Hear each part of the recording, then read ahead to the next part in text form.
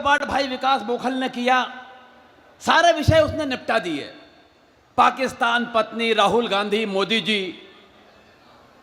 एक टिप्पणी से बात शुरू कर रहा हूं।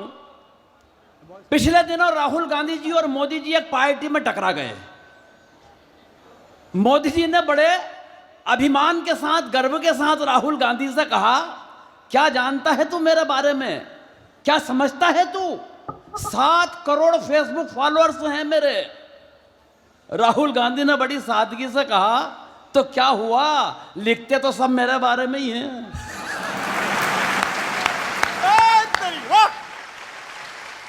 तालियां कम है, थोड़ी मिलके बजे यार, तो लगेगा कवि सम्मेलन हो रहा है। सही बता रहा हूं। 4 पंक्तियों से शुरू करता हूं। कुछ टूटे फूटे शब्दों से पहचान उगाने निकले हैं। क्या बात है गोविंद। कुछ टूटे फूटे शब्दों से पहचान उगाने निकले हैं। बंजर से बंजर धरती में भी धान उगाने निकले हैं। हाँ। और इसी बात पर दे दो ताली, इस बेरंगी दुनिया में हम आंसू की फसलें बोकर मुस्कान उगाने निकले हैं। क्या बात है, हम आंसू की फसलें बोकर मुस्कान उगाने निकले हैं। बहुत अच्छे। पत्नियों की बात कर रहा था मेरा भाई, पाकिस्तान की बात कर रहा है। पाकिस्तान पे इतना टेंशन, इतना लोड क्यों लेता है कोई आदमी। पाकिस्तान को खाली एक बात समझ लेना चाहिए सर, कि जितने बजट में तेरे देश की जनसंख्या पल रही है ना, उतना बजट हिंदुस्तान में हम जनसंख्या को रोकने में खर्च कर रहे हैं।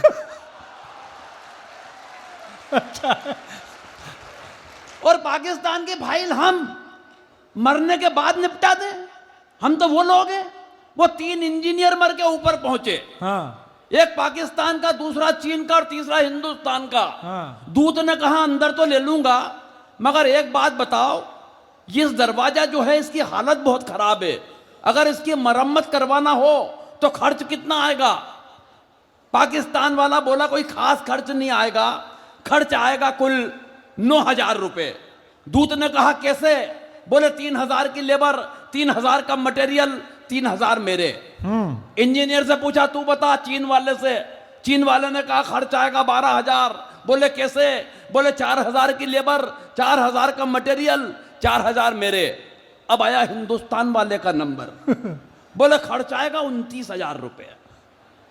29। दूध ने पूछा कैसे, बोले देख 10,000 तो तेरे। बहुत अच्छे। सब ज्यादा तालियां अधिकारियों ने बजाई है इस बात पे। ताली गलत जगह बजा रहा हो, रुको। लेकिन मैं जानता हूं जब बात पहुंच जाएगी तो आखिरी तक बजेगी। हाँ। बोले 10,000 तो तेरे, 10,000 मेरे, बचे कितने, बोले 9। बोले इस पाकिस्तानी को ठेका दे देंगे, बनाता रहेगा।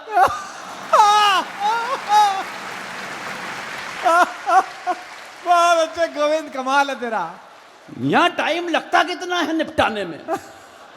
और पाकिस्तान की बात तो हम तब करें जब अपने देश से निपट लें। हमें तो यहीं आवाज हो जाती है। एक पिछले दिनों आवाज सुनी होगी आपने, भारत तेरे टुकड़े होंगे इंशाअल्लाह। भाई साहब, कवि सम्मेलनों के हिंदी के बड़े कवि यहां बैठे हुए हैं, गीत ऋषि हमारे डॉक्टर कुमार विश्वास जी, और बगल में नवाज देवबंदी साहब बैठे हुए हैं। देखें इस दृश्य को यार। मैं तो धर्म के धिक्कारियों और मजहब के मक्कारियों से कहना चाहता हूं कि इधर थाल उठा पूजा का, इधर अजान हुई। इधर थाल उठा पूजा का, इधर अजान हुई। फिर भी जाने क्यों हमारी आदतें बेईमान हुई। फर्क जो भी किया तुमने हमने किया, वरना गीत कब हिंदू हुए, गजल कब मुसलमान हुए। क्या बात है। वाह वाह वाह। गीत कब हिंदू हुए, गीत कब हिंदू हुए, गजल कब मुसलमान हुई। उस दौर में जब आवाज आती है कि भारत तेरे टुकड़े होंगे, तो भाई साहब वीर रस की बड़ी कवित्रियां बैठी हुई हैं। कविता तिवारी जी, ये इनके हिसाब से निपटाते हैं। मैं हास्य व्यंग का कवि, मुझे मिल गया तलवार घुमाता हुआ, भारत तेरे टुकड़े होंगे। मैंने आवाज लगाई, मैंने कहा यहाँ। बोले क्या भाई साहब, मैंने कहा क्या करेगा। बोले भारत के टुकड़े। मैंने कहा मूर्ख, वो काम करना चाहता है जो हम 75 बरस पहले कर चुके हैं। हाय हाय हाय। मैंने कहा भी एक बात बता, 500 रुपए कमाना चाहता है? तो उसने तलवार मेरे पांव पर रख दी। बोले हाँ भाई साहब। मैंने निकाला जेब से एक 2000 का नोट। मैंने कहा ये ले। बोले भाई साहब ये तो 2000 हैं। मैंने कहा 500 तू रख, 1500 मुझे वापस दे। बोले भाई साहब क्या बात कर रहे हो, 1500 रुपए मेरी जेब में होते तो क्या मैं भारत के टुकड़े करता? हाय हाय आहा, क्या बढ़िया व्यंग है। आहा। अरे मैंने कहा बाजार जा, क्या बढ़िया छुट्टे करा के ला। 1 घंटे बाद पसीने में लथपथ होके वापस आया। बोले भाई साहब कोई नहीं तोड़ रहा। मैंने कहा मूर्ख, अब एक बात समझ ले, जिस नरेंद्र मोदी के बनाए हुए एक कागज के टुकड़े के तो टुकड़े नहीं करा पाया, उसके हिंदुस्तान के टुकड़े तो कहां से करा देगा?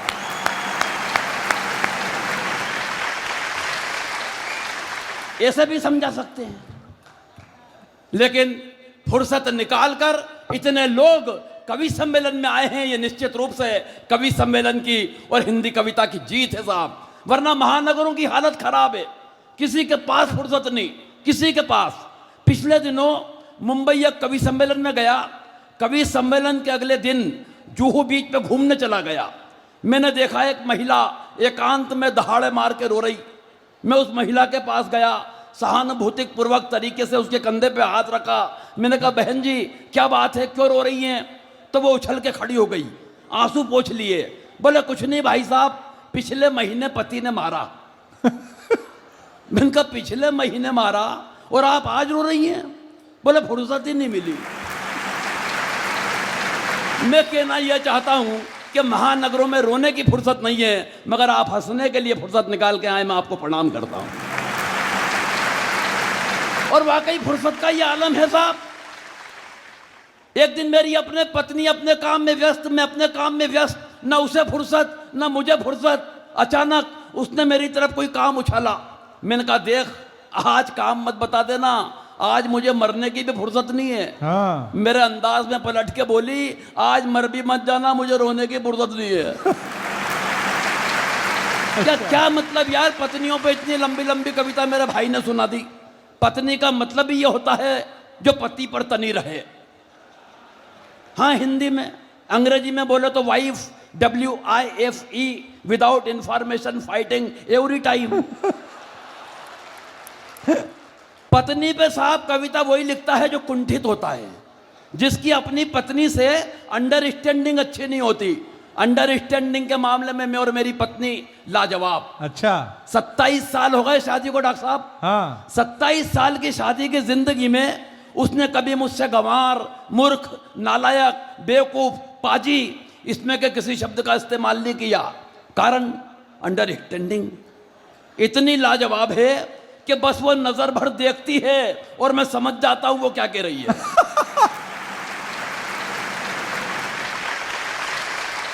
अच्छा है। सच बता रहा हूं। एक दिन मेरे सर आ गई, बोले देखो अमिताभ बच्चन क्या गजब का एक्टर है, क्या कलाकार है, क्या आर्टिस्ट है। मैंने कहा क्या कर दिया? बोले शराबी पिक्चर आ रही है टीवी पे, पूरी फिल्म में एक बूंद शराब की पट्टे ने नहीं पी, लेकिन जो एक्टिंग की है वो कितनी कमाल की है। मैंने कहा मूर्ख औरत, उससे बड़ा एक्टर मैं। बोली कैसे? मैंने कहा 27 बरस से रोजाना पीने के बाद जो नहीं पीने की एक्टिंग मैं करता हूं। यार ताली कमजोर हो रही है आपकी थोड़ी। ये मेरा आपसे सिर्फ जुड़ने का क्रम चल रहा है। अब मैं डॉक्टर साहब ने जैसा बताया व्यंग का कवि हूं, मैं व्यंग की एक कविता आप तक पहुंचाना चाहता हूं। थोड़ी सी इधर व्यवस्था दीजिए प्लीज। ये चलता रहेगा। तुम अपना, ये भी इनका भी कार्यक्रम है। हाँ ऐसे थोड़ी है, तुम अपना करो या अपना करेंगे। पानी ले लो आराम से, ये उत्तर प्रदेश है।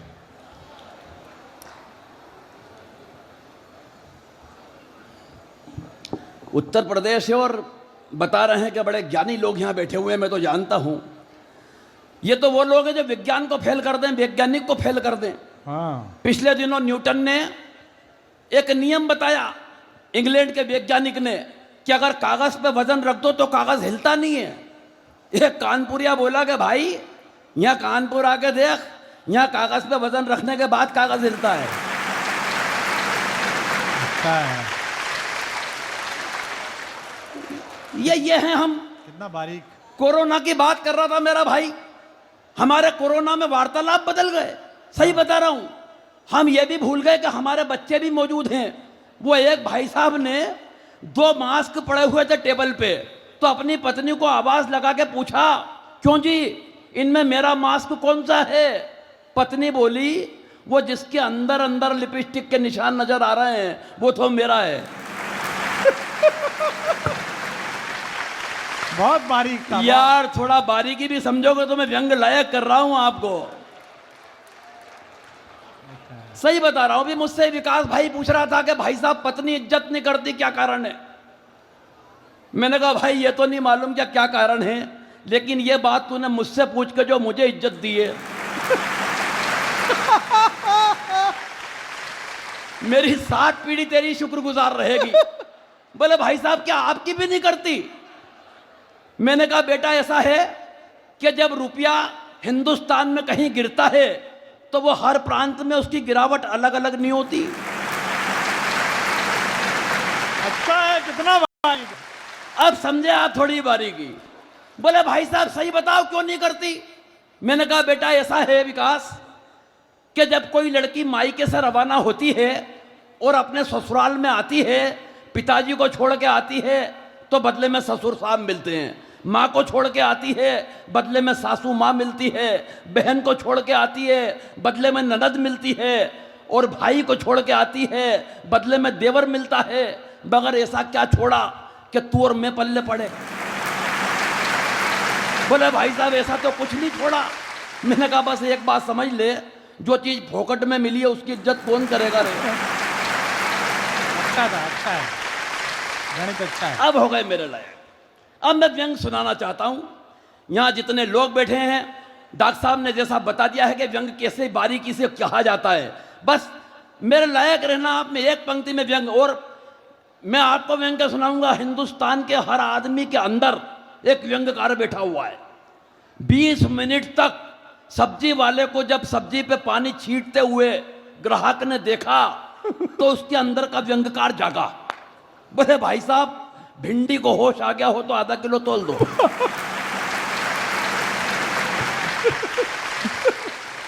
आपकी तालियां बता रही कि आप व्यंग समझ रहे हैं। अब सुनिए आप, आ गया भिंडी को होश। कि एक दिन खुल गए शहर के भाग हमारे।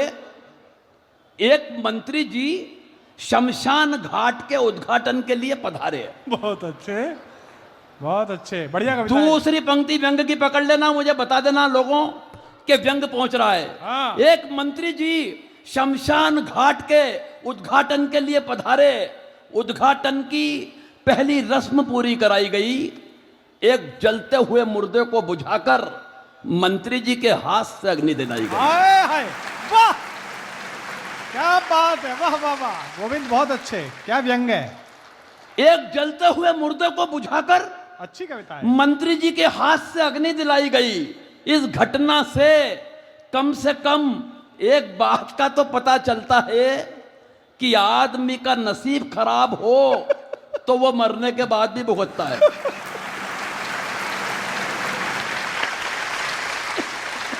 आदमी का नसीब खराब हो तो वो मरने के बाद भी भुगतता है। पंडित जी ने कहा श्रीमान कृपया क्या इस दिशा में आके अग्नि दिखाएंगे? ये अद्भुत है। और व्यंग की अगली पंक्ति पे नहीं कहूंगा साहब के ताली बजाना। अद्भुत है, अद्भुत है। एक पूरे सदन से दावा करता हूं कि रोक के बताना। हाँ। लेकिन अगर मन करे तो फिर जितनी तालियां मिल सके मुझे आखिरी तक मैं जीवन की सर्वश्रेष्ठ पंक्ति व्यंग की आपके हवाले करता हूं। हाँ गोविंद। पंडित जी ने कहा श्रीमान कृपया क्या इस दिशा में अभी आकर अग्नि दिखाएंगे? मंत्री जी भन्ना कर बोले आग कहां और कैसे लगानी है मुझे क्या आप समझाएंगे? हाय हाय, जिंदाबाद। हाँ हाँ हाँ हाँ, तालियां थोड़ी कम थी, क्या लाइन है, वाह। आग कहां और कैसे लगानी है हमें अब आप बताएंगे। आग कहां और कैसे लगानी है मुझे क्या आप समझाएंगे? अरे हम इस हिंदुस्तान की राजनीति को बरसों से झेल रहे हैं। रोजाना विरोधियों के साथ तरह तरह की आग से खेल रहे हैं। और पंडित जी आप तो बुजुर्ग हैं, आपको तो कम से कम ये बात समझ में आनी चाहिए कि आग दिशा देख के नहीं, आग तो हवा का रुख देख के लगानी चाहिए। हाय हाय, क्या बढ़िया बात है।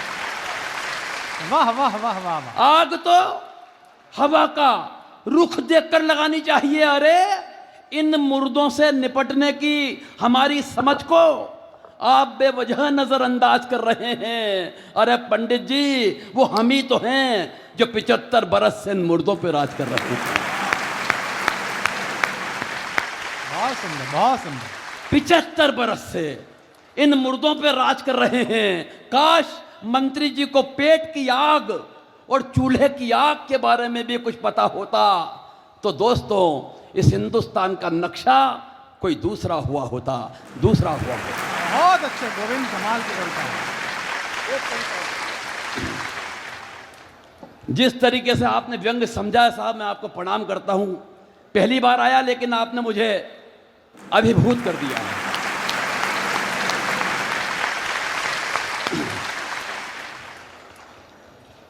एक कविता और कैसे जन्म लेती है कविता, व्यंग कैसे उपजता है, इशारे में बात हो जाती है। बस हिंदुस्तान में चुनाव 2 चरण में होते हैं। पहले चरण में नेता आपके चरण में होते हैं। हो गया हो गया हो गया। वाह वाह वाह वाह,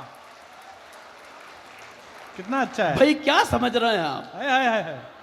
हिंदुस्तान में चुनाव 2 चरण में होते हैं। पहले चरण में नेता आपके चरण में होते हैं, दूसरे चरण में हम नेताजी के चरण में होते हैं। मगर वे कमबख्त ऐसी गहरी नींद सोते हैं कि फिर हम कहीं के नहीं होते हैं। बहुत सुंदर। ये दिक्कत है। अब व्यंग कहां से आया? पिछले दिनों हरियाणा के एक शहर में एक भैंसा 5 करोड़ में बिका। आपने टीवी न्यूज चैनल पे एक खबर सुनी होगी, अखबारों में पढ़ी होगी, भैंसा 5 करोड़ में बिका। अब व्यंग क्या, व्यंग का जन्म देखिए आप। मैं थोड़ा सा जो उठ बैठ रहे हैं, प्लीज बैठ जाएं, बैठ जाइए आप। भैंसा ही खरीदने जा रहे हैं। हाँ, बात भैंसा की है। सही बता रहा हूं, व्यंग बड़ा बारीक होता है। एक पंक्ति भी अगर निकल गई ना तो पूरा व्यंग फिसल जाएगा। एक 75 बरस के 80 बरस के बुजुर्ग को फोन आया कि हमारी फला फला कंपनी के शेयर खरीद लो, 3 महीने में पकते ही पैसे 2 गुने हो जाएंगे। 3 महीने में पकते ही पैसे 2 गुने हो जाएंगे। वो बुजुर्ग बोले, बेटा मैं उम्र के उस पड़ाव पे हूं कि केले तक कच्चे नहीं खरीदता। कितना बारीक है। वाह वाह वाह वाह वाह वाह। थोड़ा दिमाग लगाना पड़ेगा दोस्तों। अब व्यंग सुनो हाँ। कि सुबह सुबह अखबार में गजब का समाचार दिखा। खबर थी हरियाणा के एक शहर में एक भैंसा 5 करोड़ रुपए में बिका। हाँ। मैंने पत्नी से कहा, इस खबर ने मेरे जहन में सन्नाटा सा खींच दिया है। यूं लगता है स्वयं यमराज ने अपना भैंसा बेच दिया है। पत्नी बोली है, मेरे भोले भंडारी, मती मारी गई है तुम्हारी। सुबह से आलापे जा रहे हो, जाने कौन सा राग। खबरों के इस भूत ने खत्म कर दिया है तुम्हारा दिमाग। मगर खबरों का ये भूत इस सच के आगे ज्यादा देर नहीं टिकेगा। अरे जिस मुल्क में स्वयं यमराज 2 कौड़ी में बिक जाते हो, वहां उनका भैंसा 5 करोड़ में कैसे बिकेगा? फिर भी अगर ऐसा हुआ है तो मैं यही कहूंगी कि ऐसे हालात ही मुल्क को बीमार बना देते हैं। और भैंसा 5 करोड़ में बिक भी गया तो हैरत कैसी मेरे हुजूर, ये वो मुल्क है जहां गधे भी करोड़ों में बिक के सरकार बना देते हैं। तो सुबह सुबह इन्हें कोसने की न भूल कीजिए। पहली बार कोई गधों से ऊपर उठा है, बधाई कबूल कीजिए। मैंने कहा, सच कह रही हो मेरी जान, मगर इतनी ही है अगर भैंसों और गधों की पहचान, तो तू भी मेरी जिंदगी पे एक एहसान कर देती। इन 2 गधों को जन्म देने की बजाय एक भैंसा जन्म देती। मैंने कहा, सच कह रही हो मेरी जान, मगर इतनी अगर भैंसों और गधों की पहचान, तो तू भी मेरी जिंदगी पे एक एहसान कर देती, इन 2 गधों को जन्म देने की बजाय एक आध भैंसा जन्म देती। लोग भी हो गए हैं केसों केसों के बाप, हम भी हो जाते गधों की जगह भैंसों के बाप। अब पत्नी के तरकश का तीर मैंने ब्रह्मास्त्र की तरह झेला, उसने तुरंत ही मार दिया नेहले पर देहला। बोली क्या बताऊं मेरे प्रीतम, हम तो इस सृष्टि के रचयिता के द्वारा छले गए हैं। और व्यंग, हास्य और ठाका तीनों चीज एक पंक्ति में आ जाए तो विदा करना। हम तो इस सृष्टि के रचयिता के द्वारा छले गए हैं। मैंने तो भैंसे ही पैदा किए थे कमबख्त, मगर दोनों के दोनों बाप पे चले गए।